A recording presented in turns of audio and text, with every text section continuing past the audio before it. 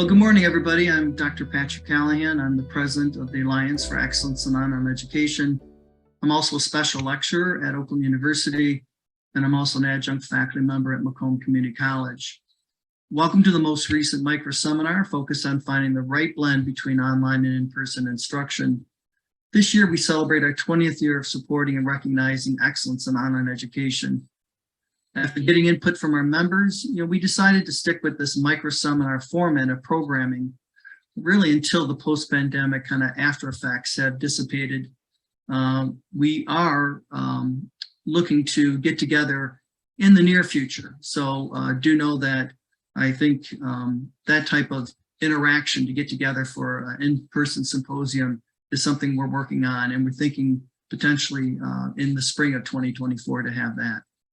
I'm pleased to introduce our moderator for today's micro seminar. It's Dr. Sean Moore, who's the Director of E-Learning at Oakland University.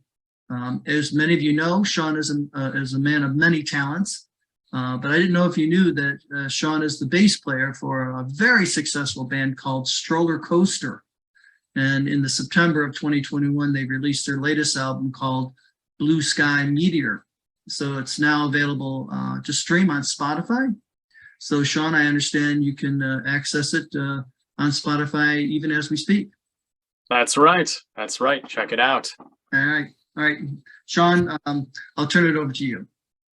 Thanks, Patrick. I'm really excited about today's micro seminar for a lot of reasons.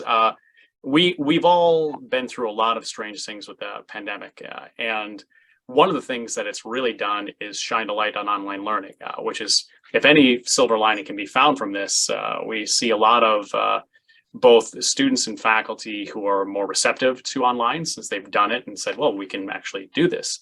But even if we're looking at our professional development and training, a lot of that is really, most of that has moved online at this point in time now. And so I think Lisa's talk is going to be very helpful for us, because we're, even at Oakland University, we're always looking for new ways that we can sort of shake things up. We're doing things for a certain amount of time in a certain way. And so we're always looking for new ideas. And I think this is really going to have a lot of great impact on not just professional development we do, which will have professional development, but also for some of the courses that we teach, the ways that we're teaching faculty on it, just some good practices overall. So it's really my pleasure to introduce Lisa Tunegas. She's the owner and CEO of Innovative Learning Group, a dynamic and respected leader who has more than 30 years experience in performance in improvement industry, and has consulted many Fortune 1000 companies about their learning performance strategies and solutions. So really excited to have Lisa talk to us today about finding a training delivery solution that works. So welcome, Lisa.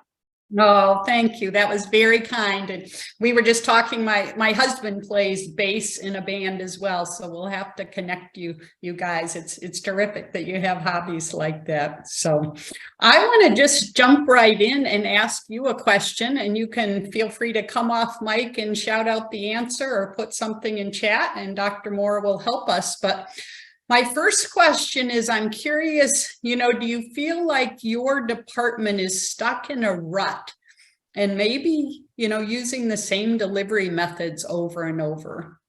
In other words, do you feel like you kind of have your standard go-to for a delivery method and rarely deviate from that? What do you think? Yes, no, shout it out, put it in chat. You feel like you're stuck in a rut?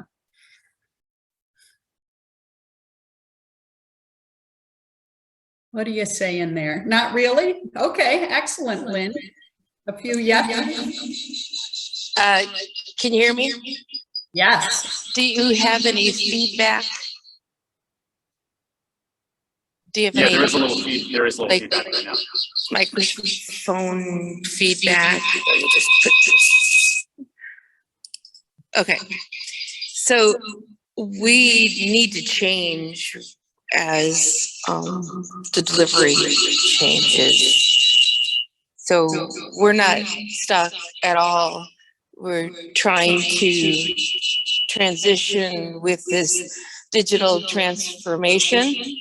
I spent last week at EduCause in Denver, Colorado, and the direction is to be open for change, to bring in the students online with the students on campus and create this collaboration of both through high flex, hybrid.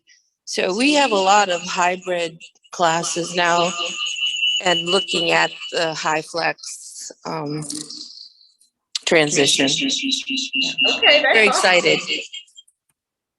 Let's see, what suggestions do we all have so we don't get quite so much echo? Maybe I'm hearing turn down volume maybe on some people's laptops as you talk.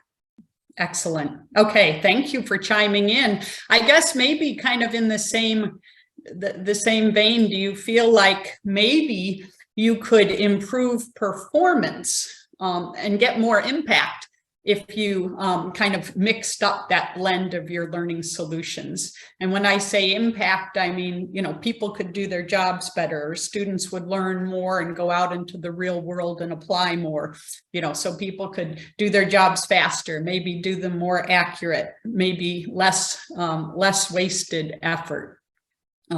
So I'm guessing you all might say kind of a mix of things. You know, I always think the blend should be based on what your learning objectives are, but I think in general, it's fair to say we could probably do less classroom training and more with just performance support, job aids, those kind of things.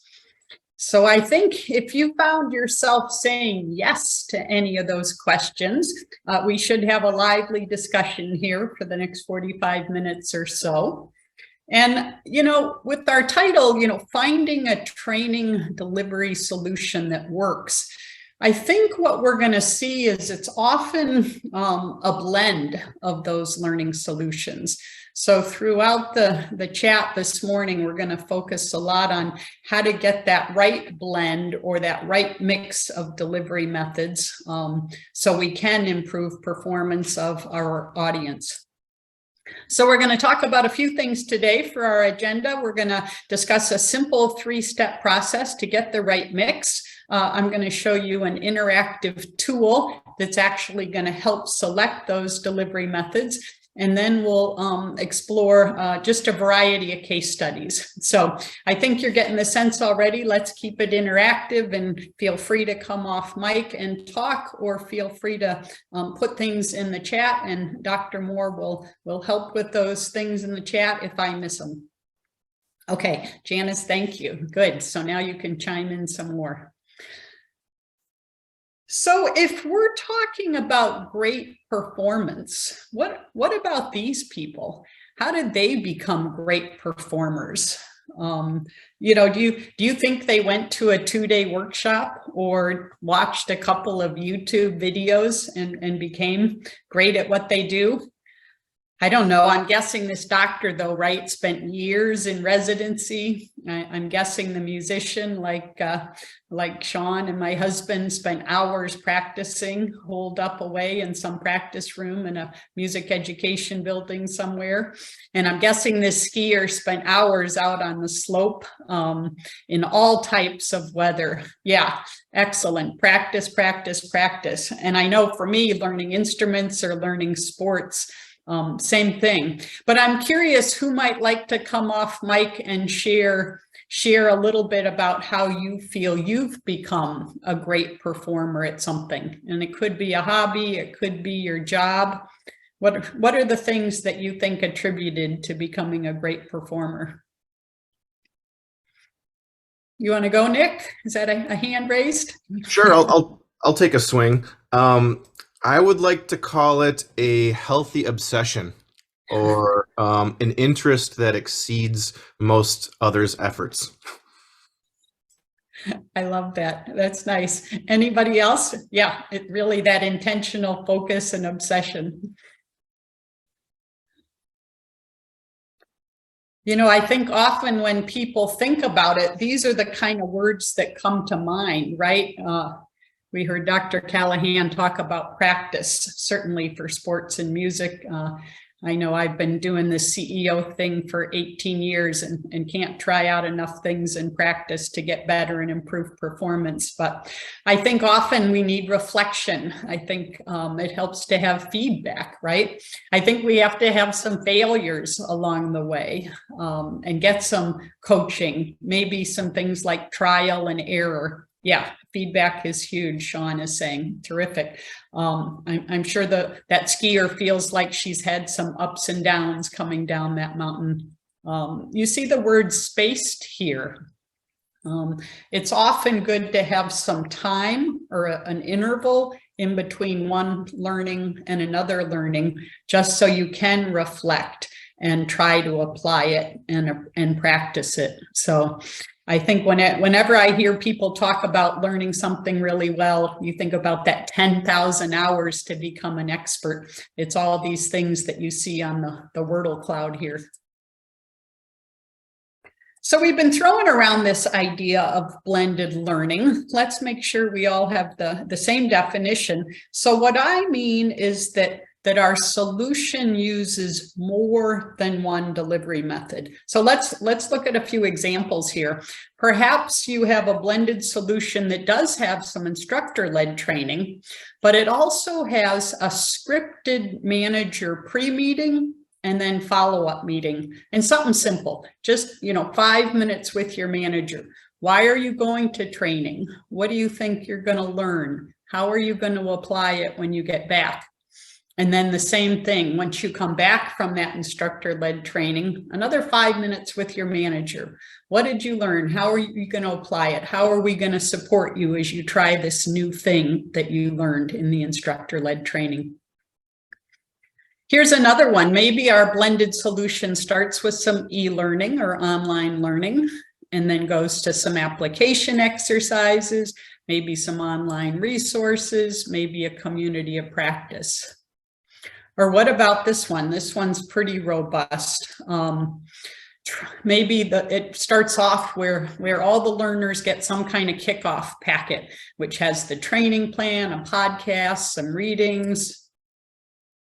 And then you have maybe that pre-meeting with your manager, maybe another e-learning session or web-based training, we sometimes call it, virtual instructor-led training, which is kind of like what we're doing today. Maybe another follow-up meeting, and finally some online simulation, and even maybe some kind of discussion group. So do you see, I mean, these are all examples of kind of different blended solutions you might put together for your learners. There's a couple things you might notice here. One is I like to think of learning as a process rather than a single event, and this certainly shows us this. I think you're also noticing all of these delivery methods, they're not all formal events. I think of a formal event like an e-learning. It has a start and a finish, or a webinar. It has a start and a finish. But many of these are informal, where you're doing them kind of on your own time when it's needed in your learning.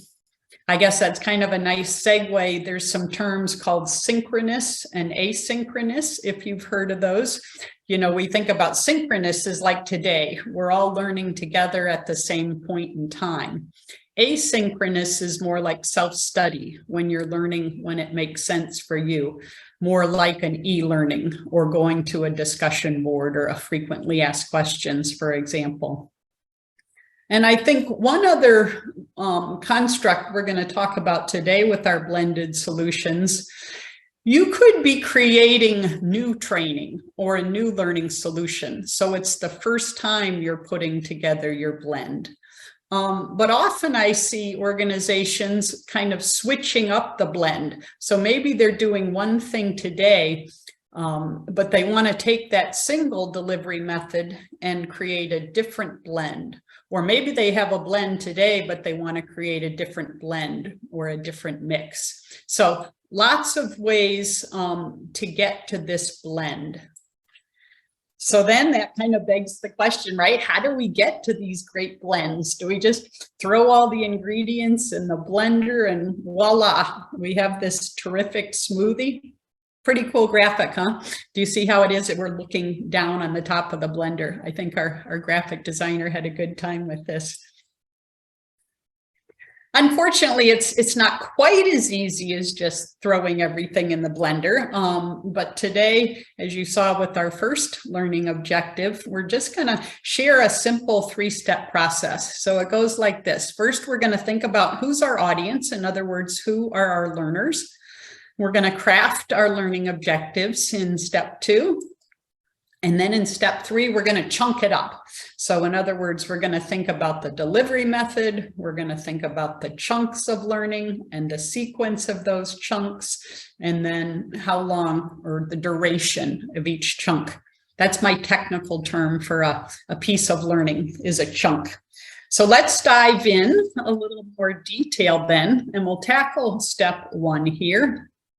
If step 1 is consider your audience, I mean things like, what are the ages? What's the gender? What about reading level? What about experience with the job? These are kind of the facts, if you will. But kind of our modern learner, we think about a few other things. We think about what's the context in which the work is being done. I mean, even on this screen, you can see a couple of these workers are in outdoor settings, a couple are in group settings, a couple are probably inside in a quiet kind of setting by themselves. So think about that for your context. But I think it's also good to think about, how are these workers feeling, right? You can almost see the expressions on their face. Are they pensive? Are they scared? Are they excited? Are they engaged? Some of you may have heard this term design thinking. It comes from the product development world, and it's really crawling inside the heads of your customers, which in learning are our target audience, and really understanding their pain points. What's making them crazy? What are they worried about? And having that as a backdrop as you think about the right training solution. If we kind of go down a case study here, let's think about if our audience were some district managers, right? So let's say our district managers here, they're a mix of genders, they're a mix of ages and thus experience. They're all fairly educated. They're all pretty computer savvy. They're all pretty driven and confident. And they're also pretty frustrated because the corporation or the kind of the mothership keeps sending them all sorts of things to do with their dealers. And in our case study here, they are charged with teaching their dealers kind of a new computer system that's going to help their dealers with their marketing efforts. So they're a little frustrated on all these things they get charged with doing. So that's our step 1, really crawling inside the heads of our audience. Our step 2 then is to craft your learning objectives. So in other words, what is it that learners need to learn? Because if we care about improving performance, we got to figure out how we're going to get people there. So for example, do people need to design a truck, or do they need to paint a truck? Right? If I was going to teach somebody to design a truck, it'd probably be on a computer with some kind of CAD CAM system. If I'm teaching somebody to paint a truck, it's probably out in a plant in a paint booth. What if we needed to do performance discussions, right? One learning objective might be to list the characteristics of a good performance discussion. Another learning objective might be to actually conduct that performance discussion. Can you imagine how those things are very different, kind of depending on the verb that I was using? So depending on that learning objective or that verb is going to cause us to teach those things very differently. So let's just look at our learning objectives here for our district managers. They need to recognize the benefits of the new system. What's going on here? I click something. They need to identify tools. They need to explain the security setup. navigate the system, assign user permissions, conduct a demo of the system for a dealer, plan daily, weekly, monthly activities, instruct a dealer on how to do the initial setup of that computer system, differentiate between good and bad examples, interpret the metrics, make recommendations about the dealer strategy, overcome those dealers' objectives. Can you almost kind of see somebody learning those things and practicing these things and how you might test somebody on those? And a lot of it is based on what that verb is. In other words, we want to make these learning objectives or these statements, if you will, as crystal clear as possible, because this is how we decide, can the person do this thing or can they not do this thing? And then it helps us, actually, it helps us teach the right, pick the right delivery method, okay, by crafting these learning objectives. So we want to make them super clear and crisp, not fuzzy. So that's our step 2, and then we get to step 3, and now this is where it starts to get a little analytical, and frankly, a little bit messy. So we're trying to, like I said, we're trying to select the delivery method, we're trying to figure out the chunks of learning, the sequence of the learning, and then is there a duration or a length that the learner might spend on each.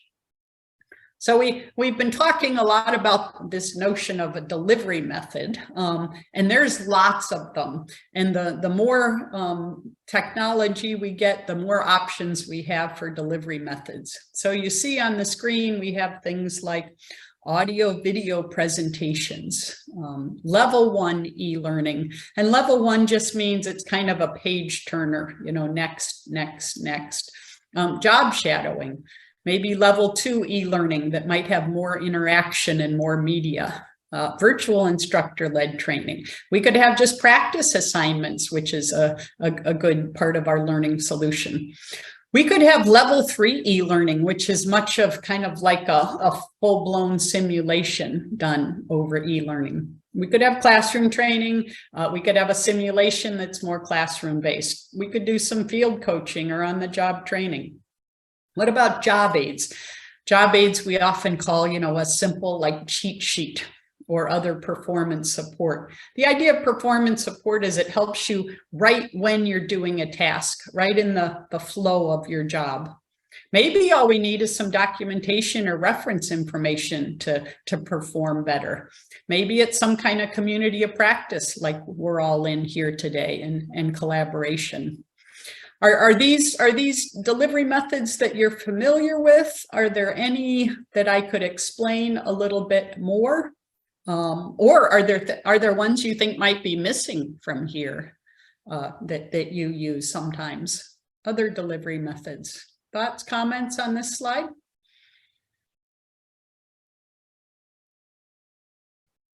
I particularly like the simulations.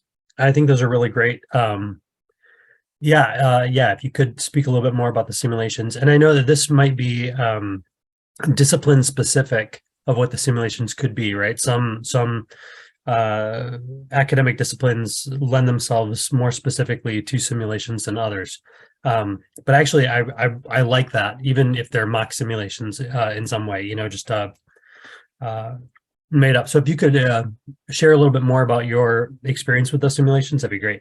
Yeah, I've seen a couple of cool ones. We have worked with Kellogg, and they have in Battle Creek, they have a mock store set up. And so they do a fair amount of their salesperson training in the mock store. So they actually simulate what it's like for like I think it's the sales rep to go in and talk to a grocery store manager about the things that they've purchased and how they have them displayed on the shelf. So they're really simulating in a real environment, in a real context, how that job works. I've seen another one. We created a game a while back for Eli Lilly, and it was to simulate I think it was like a 12-year, something like that, drug development process. So they really, obviously, It was fast forward, but the learners got to kind of journey down that very long drug development cycle and see where all the tricks and traps were. So really putting yourself in that environment. So, you know, you experience the real world best as possible. And if you think about it now, I would fast forward to being able to do that in virtual reality. So where you put on those, that headset or those goggles, and you're very immersed in the scenario of the real work. So good. Yeah, thanks for asking about that.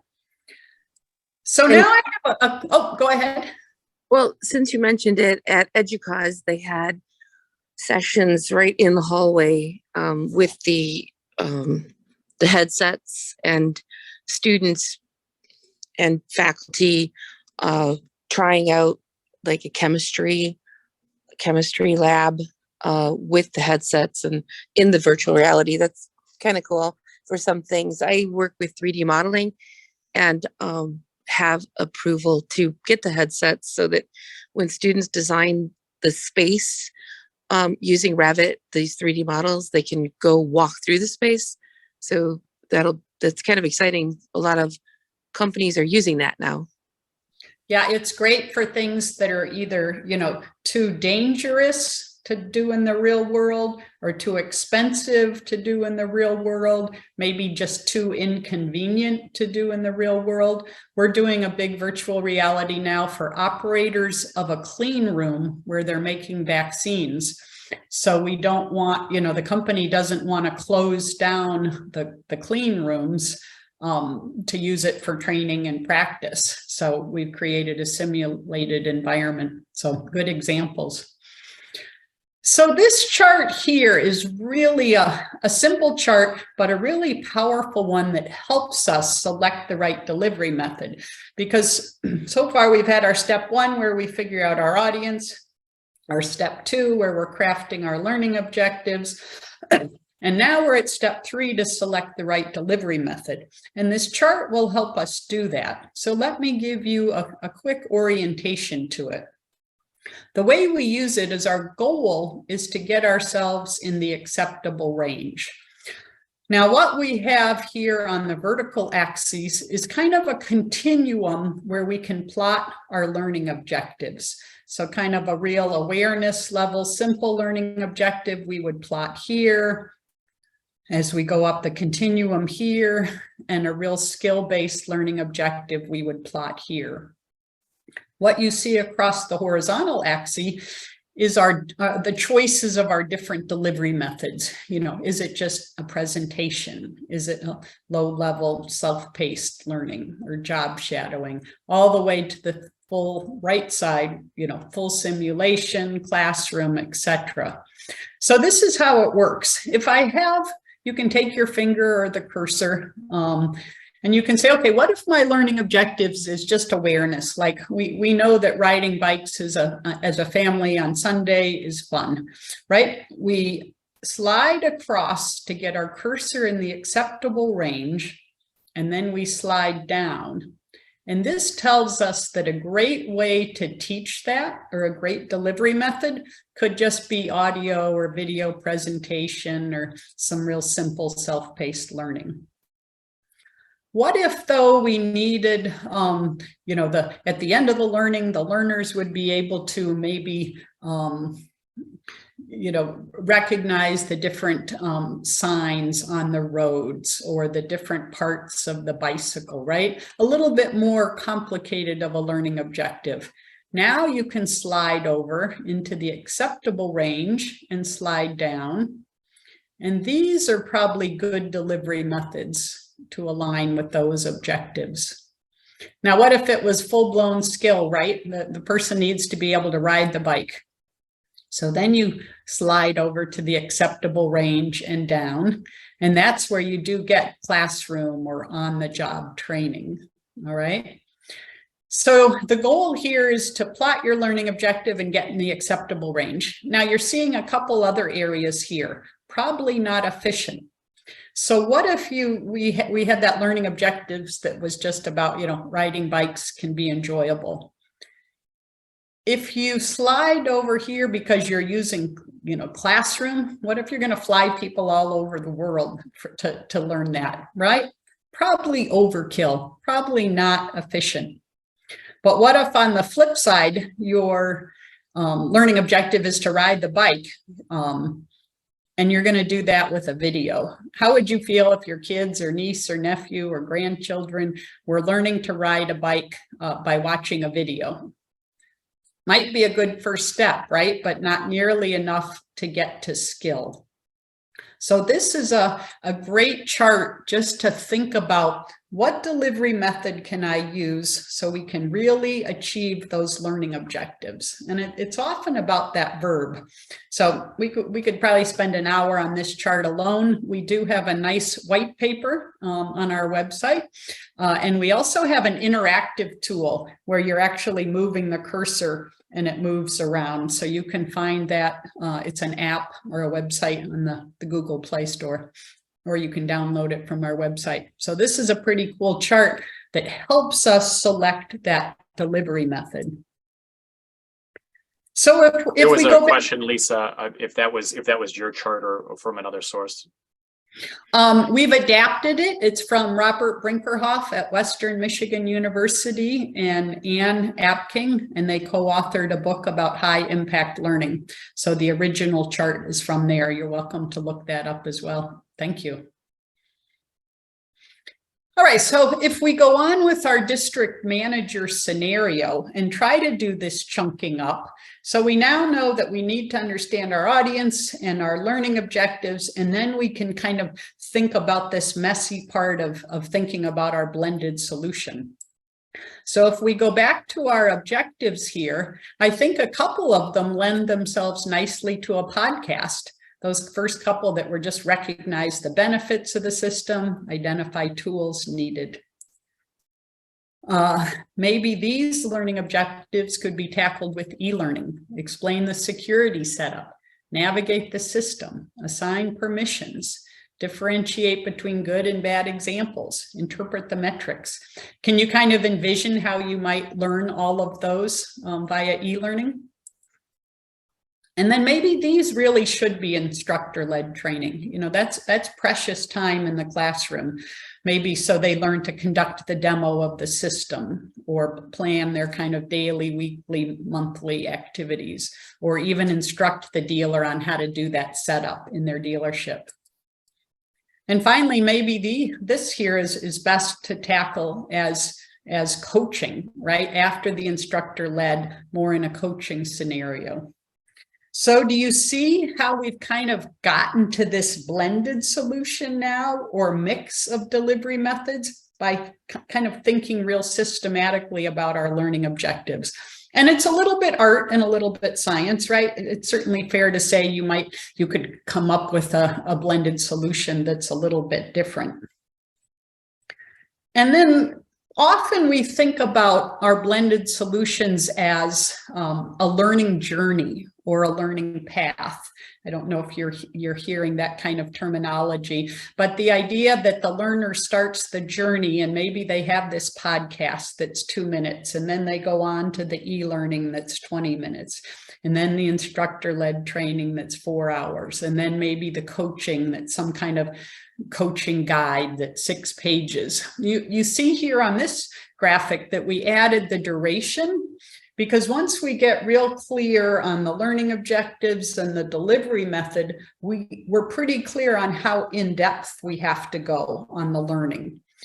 Is it just real awareness level for a couple minutes, or are we going, 4 hours where we're really going to do some practice?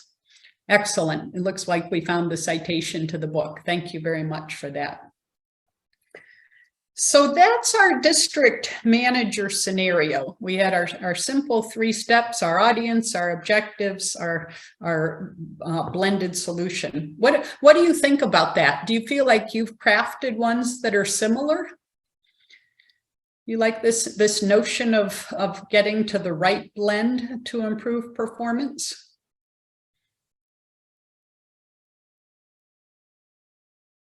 Make sense? Well, let's look at a case study then. This is for new training, and it's an organization that provides business and marketing information to the automotive industry, insurance companies, and related businesses. So they've had kind of a splintered training approach. They want to do something now where they're going to combine their product training and their selling training. And they want a lot more consistency. So they're also considering some kind of certification process. And the audience here is 145 salespeople. So you can imagine you have the sellers, you have sales managers, you probably have some regional oversight or directors, whatnot. So that's our step one, right? That's our audience. Here's a list of the learning objectives that went along in this case study.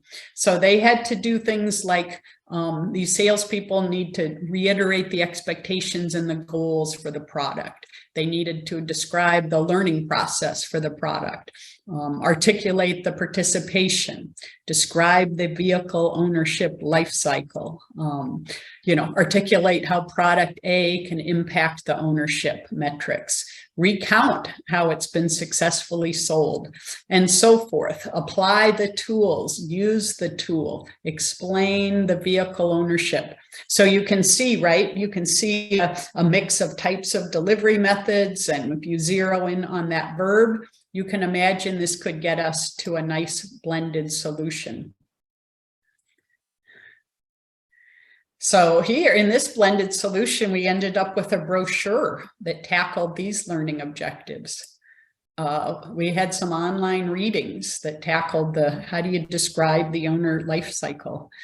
We had some success stories. We had an online tool that they went in and could play with and explore and see different consequences. There was a web-based training. And then there was a workshop that was really the capstone where they were doing role plays and teaching this deep dive tool. And then again, some coaching afterwards.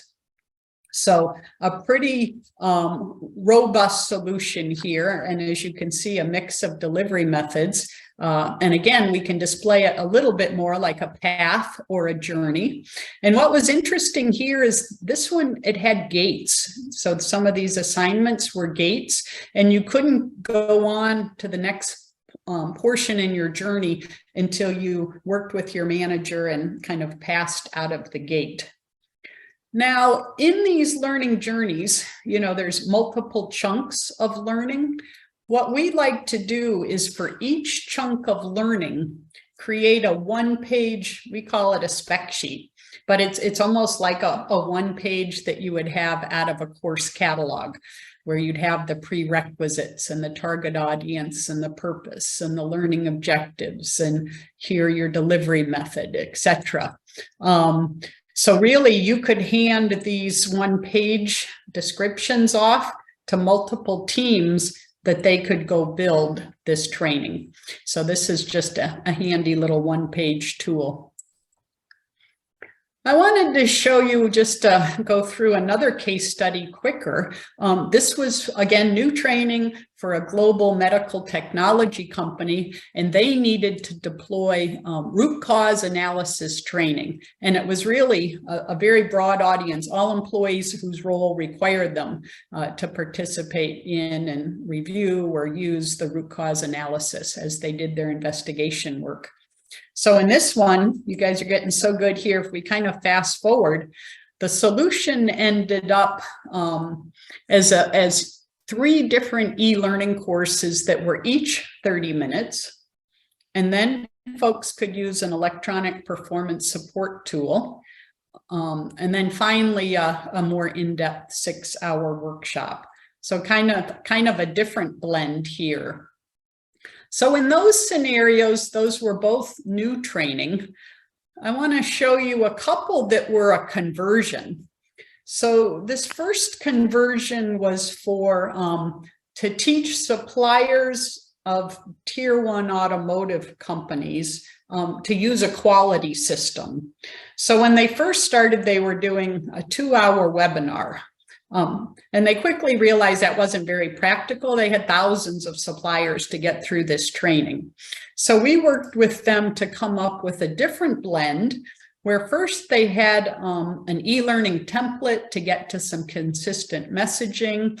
And then they had 3 short e-learnings, a 7-minute one, 30 minutes, a couple short ones. And then they had a whole resource library where the learners, the workers, could go into a portal and look at some different micro videos. That just means short, this whole micro learning thing, right? It's kind of a buzz, but it just means short, different types of learning. They could also access printable job aids. So we went from this 2-hour webinar that always had to be scheduled and have an instructor to a more blended solution, and certainly more self-study where they could access the materials as needed. I guess a different conversion, this was for a furniture company that was doing a big culture change.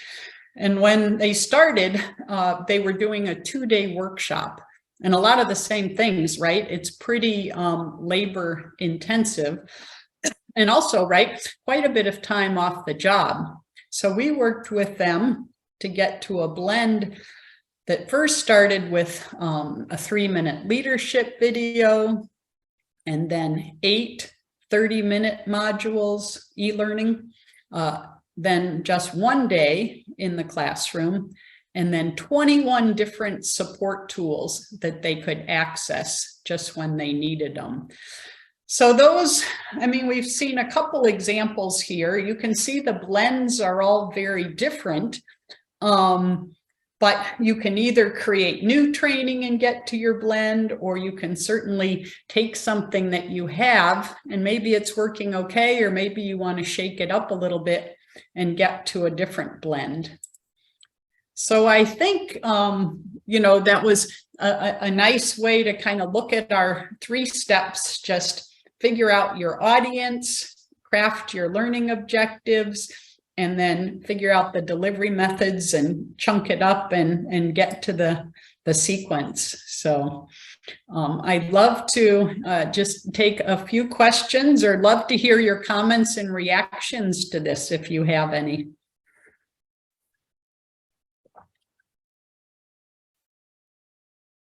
Dr. Callahan said he loves the science and art behind this. Nice.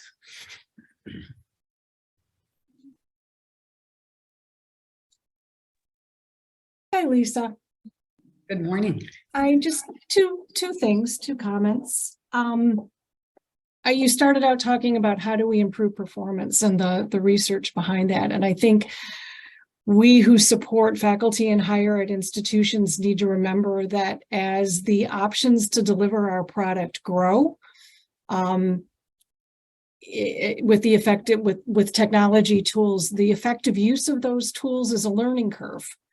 And when we start to deploy these blended solutions, we're going to see a drop in performance as our faculty become comfortable in teaching in these environments. I mean, it takes faculty time, it takes all of us time to develop that automaticity using these tools. And if we deploy them without a lot of training, support, and time, I know we're all pretty good on this call at providing that training and support, but sometimes time isn't always a variable that we have at our disposal. But without that time for our faculty to become proficient using these tools, we may see a drop in performance and a higher levels of frustration. Again, especially in higher ed environments, because faculty are the subject matter experts. They're not necessarily the experts in using these simulations and using these types of frameworks that you presented. And along those lines, again, I'm coming from a higher ed institution. I know a lot of your case studies are more of a corporate training environment, but coming from a higher ed setting, our instructors are subject matter experts. They are not going to have the skills necessarily to teach with these blended approaches, let alone develop them. So if we're going to want to give our students this wide option of delivery methodologies, we need to make sure that the faculty have the support teams who will help build these options and then give our faculty the time and support to develop using them and incorporating them into their courses. Yeah, good comment. It's kind of the change management process, right? You have that valley of despair where you get a little bit worse before you get better as you practice and improve. That is so true, Lynn. Hi, Lynn. Yeah, training the faculty is so important. When the schools all shut down and only a few of us really knew online, how to work with it, we had to go through a very quick training for all those professors who didn't know about online training. And so they got pretty good at it, but at first it was difficult, right? And so we developed these sessions where they'd have to train for so many hours before they could teach online. I actually finished that 10 years ago before when I saw online was coming. So I took the intense training to get on board, but so many didn't. So now that we're back, it's funny because some faculty fought us on going online, but now they're saying, why do I have to come back to the classroom? So what's the purpose of bringing the students back to the classroom now that we've been remote for so long? That was a big question at EDUCAUSE. But for sure, training the faculty when we go to hybrid or high flex, when we bring all those technologies, all that IT into the classroom, the cameras, the development of online and on-campus technologies, the faculty do need to know how to use all that for sure. Mm-hmm. They almost become the target audience themselves, right? to learn Right. the new delivery methods. That's why I'm so engaged in it all, because I'm full-time and have 10 to 15 faculty that I work with, adjuncts, and there needs to be one or two faculty that kind of lead and work with the IT and work with administration to say this is how we can establish our outcomes, because really in the end of the day it's delivery method, right? We have to keep track of what the objectives are, what the outcomes are, and make sure that the assessments are in line with that, whether it's online or on campus. That's kind of our goal, and to find a delivery method that students want, because students are demanding different ways of learning, right? I'll offer a class that's completely online and one that's on campus, and the one online will have wait lists, and the one on campus I can barely fill. So that although everyone's saying we want to come back to campus, we love that face-to-face, getting the students to sign up for those classes is really a challenge as well. So high flex is kind of the way that I'm able to maybe satisfy both delivery methods. It's challenging, but it's something we need to dive in and figure out, right?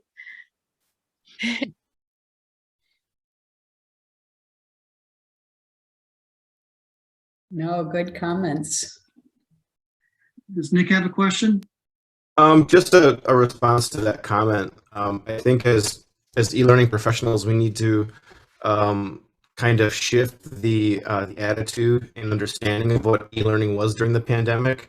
I think that a lot of us were in survival mode, like a lot of people were forced to do online learning classrooms. And I think that the impression that people got was just getting by was the standard. And maybe for 2 years it was.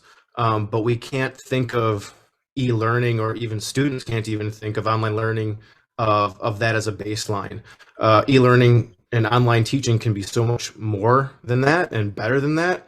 And the best analogy I have is, we were teaching people how to hunt squirrels and cook them over a campfire.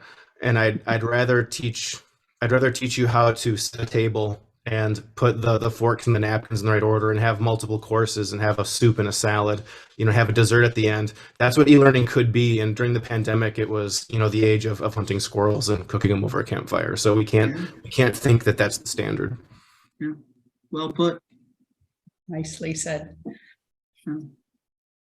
Well, one thing that I have found is that, and number of us work in both the corporate and the academic world. And what I'm finding is because the business pays for, results, not that we don't in academia, but I really find some really cool leading edge stuff being available to us out there in the business world. And that's why having Lisa present, man, some of this stuff is just really, really cool. It's frustrating because we have a long way to go potentially when it comes to the academic world, but when it comes to the real world, I think we can learn. And by the way, a lot of us are really offering professional development learning through our academic institutions as well. So I think we can all learn from each other, and what Lisa gave us today, I think, is really outstanding. Thank you, Lisa.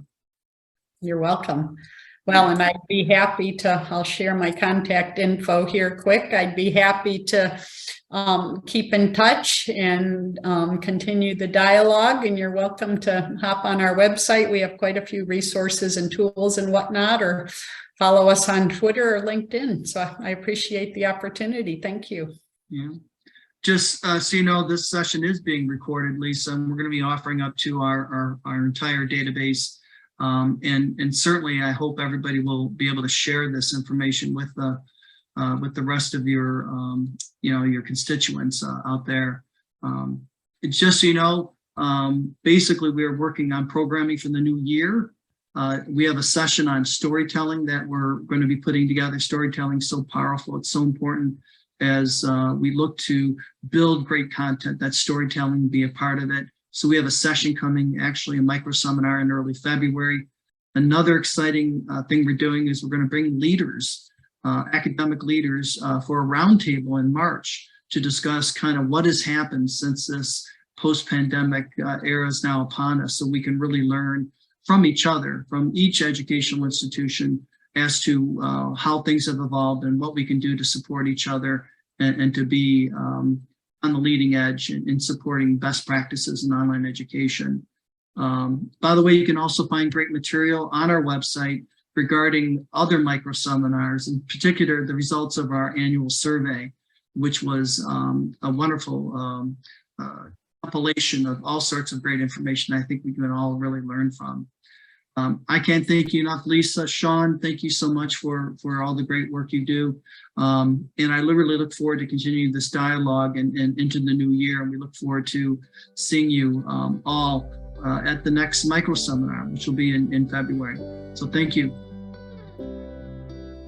Thanks, everybody. Take Thank care. you. Thank you, Lisa. This was great.